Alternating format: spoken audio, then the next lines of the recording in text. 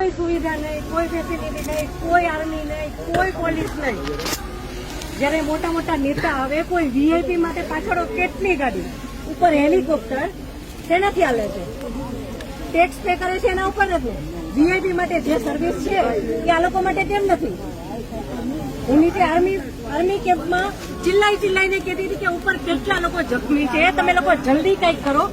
અમે ઉપરથી પડતા આખડતા નીચે ઉતરતી હજી ઉપર કોઈ ફેસિલિટી ગઈ નહોતી। ઉપર આટલું બધું થઈ ગયું હતું, નીચે આર્મીને ખબર કેમ ન પડી કે ઉપર આ થઈ ગયું છે? આતંકવાદી અમારી સામે આવીને ગોળી મારી જાય છે, હિન્દુ મુસલમાનને અલગ કરીને હિન્દુના બધા ભાઈઓને ગોળી મારી છે। તો આપણી આર્મી કરે છે શું? લાખોની સંખ્યામાં આર્મી હતી ત્યાં, અને જે ટુરિસ્ટ પ્લેસ છે ત્યાં કોઈ આર્મી મેન નહીં, કોઈ પોલીસમેન નહીં કે કોઈ ફર્સ્ટ એડ કિટ નહીં, કાંઈ જ સુવિધા નહીં। એમાંથી એક આર્મી મેન એવું કહે છે કે તમે લોકો ઉપર ફરવા શું કામ જાઓ છો? હવે તમે મને એ વાતનો જવાબ દો। જો આ રીતનું હતું તો તમે અમને જવાબ શું કામ દો છો? નહીં, હવે મારા ઘરનો સ્તંભ વયો ગયો છે, હવે તમે મને પાછો આપો, મારે બીજું કઈ ન જોઈએ।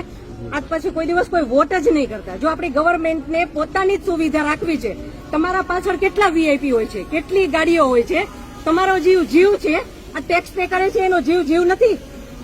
આ છોકરાઓનું શું, આનું ભવિષ્ય શું?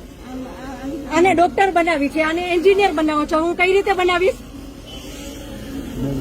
નહીં, મને ન્યાય જોઈએ, મારા છોકરાનું ફ્યુચર ખરાબ ન થવું જોઈએ।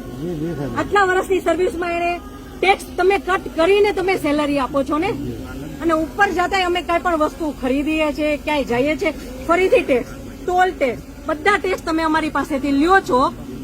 તો મારા ઘરવાળાને જયારે જરૂર હતી ત્યારે કોઈ ફેસિલિટી નથી મળી, મને એનો ન્યાય જોઈએ। તમે લોકો અહીંયા જ રહ્યો, તમે કહો મને કે તમે શું કરશો એના માટે। આ એક નહીં, આના જેવા જેટલા ભાઈઓ બધા નિર્દોષ હતા, બધાને આવડા છોકરા હતા। નહીં, સરકાર ખાલી કહે છે કે અમે કરશું, આ બધું બની ગયું, આ બધાને હોસ્પિટલ ખબર નહીં શું ફેસિલિટી મળી ન મળી। બીજે દિવસે આટલો કરફ્યુ, આટલી રોડ બંધ, રોડ ઉપર 100-200 જ્યાં જોઈને ઢગલા। નહીં સર, નહીં, સાંભળો, તમારે સાંભળવું પડશે। જયારે બધું પતી જાય પછી આપણી ગવર્મેન્ટ આવીને ફોટા પાડે છે કે અમે આર્મી ઓફિસર અહીંયા હતા, પોલીસ અહીંયા હતા, નેતા આવ્યા છે, પછી શું કામનું? અને આર્મી ઓફિસર એવું કેમ બોલી શકે કે તમે લોકો ઉપર જાઓ છો શું કામ ફરવા? અને ત્યાં એક બોલ્યો તો બાકીના બધા સાંભળતા હતા, તો કોઈ કઈ ત્યારે કેમ ન બોલ્યું?